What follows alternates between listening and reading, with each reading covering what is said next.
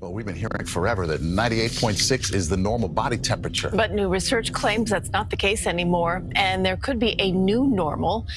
Your normal body temperature is 98.6 degrees Fahrenheit. Temperature of my body was about 98, about 0.6 degrees Fahrenheit.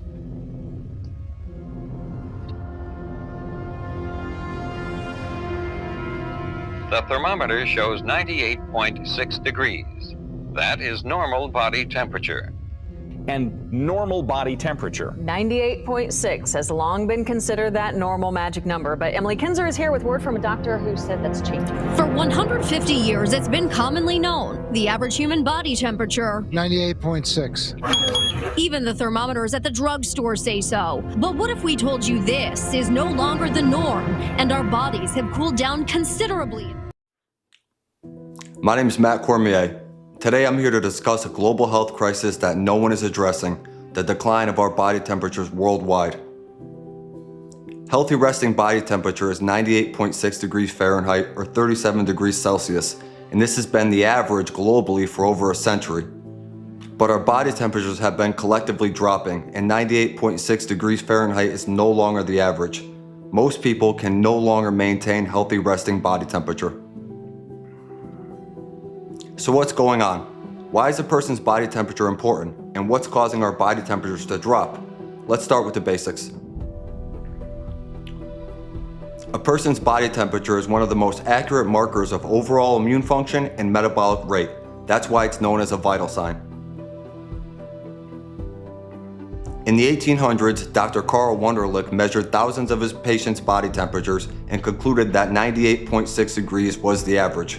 For over a century, 98.6 degrees remained the average and was considered the gold standard marker for good health. But something happened after 1975. Our body temperature started dropping. 98.6 degrees is no longer the average. Today, the average is 97.7 degrees Fahrenheit.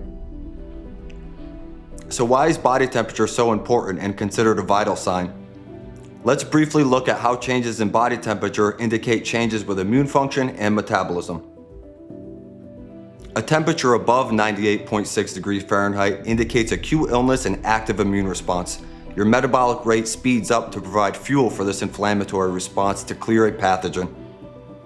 At 98.6 degrees Fahrenheit, this is considered immune system homeostasis. Everything is running as it should. When a person's body temperature falls below 98.6 degrees Fahrenheit, it means the immune system is suppressed and can't mount a proper inflammatory response to clear pathogens.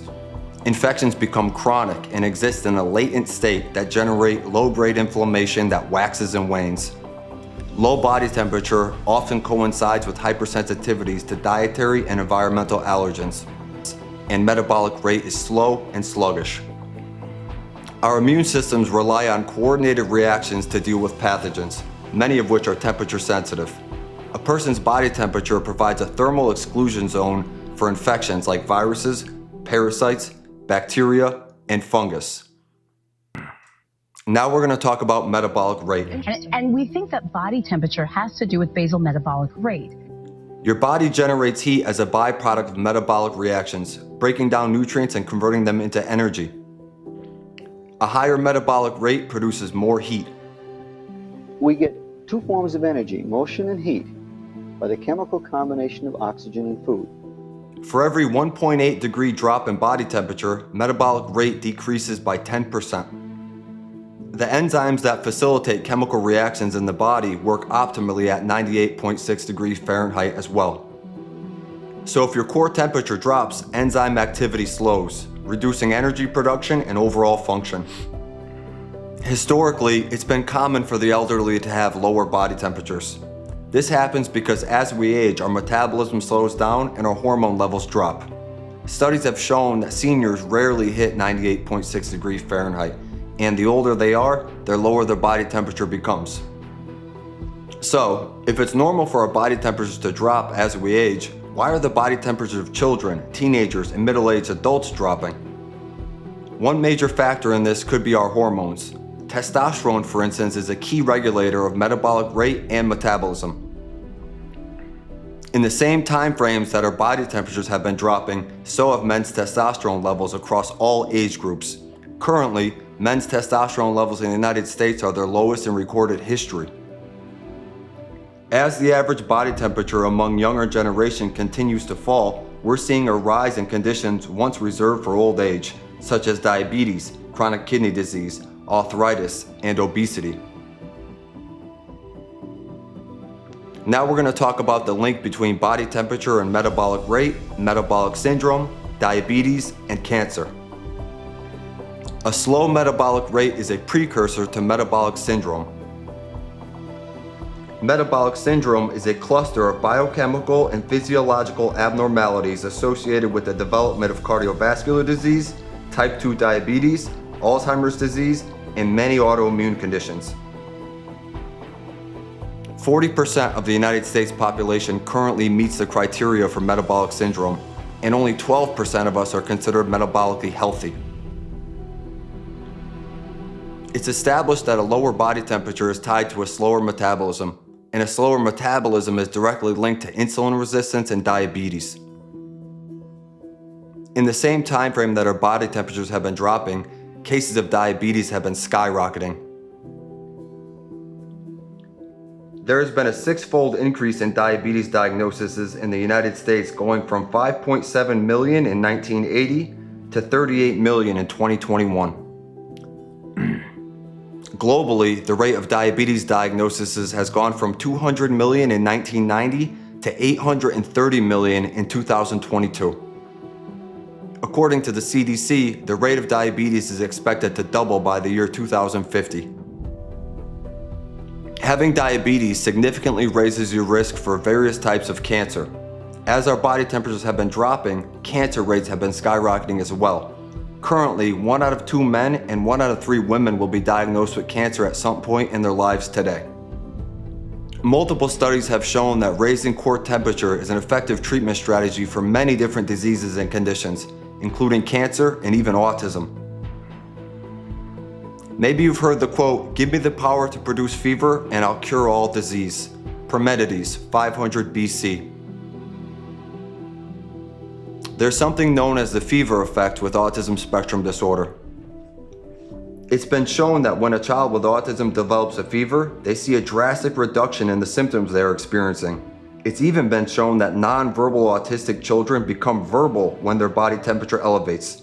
As soon as their fever comes down and body temperature decreases, their symptoms return. The rate of autism diagnoses in the United States is currently 1 out of 36. There has been a narrative pushed around the world to normalize the drop in body temperatures we're experiencing. They're trying to create a new normal.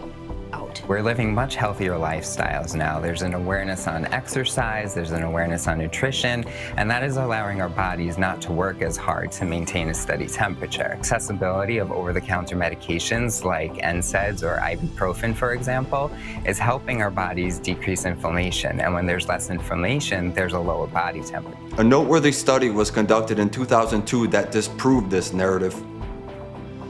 It was shown that a relatively isolated community of people in the Bolivian Amazon, known as the Chamani tribe, still held a healthy resting body temperature of 98.6 degrees Fahrenheit, despite the drop happening globally.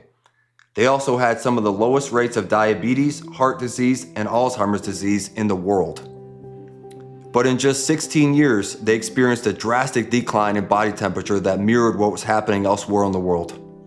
Their body temperatures dropped from 98.6 degrees Fahrenheit to 97.7 degrees Fahrenheit in less than 2 decades. Their living conditions didn't change, neither did their diets, and they weren't dealing with fewer infections. Something new was introduced into their community that caused their body temperatures to drop. We'll get into that in episode 2.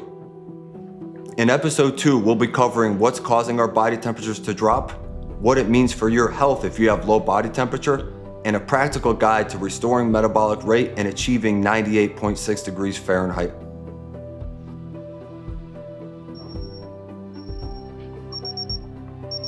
"98.6 degrees Fahrenheit, right on the money." Today we've learned the importance of body temperature in relation to health and disease.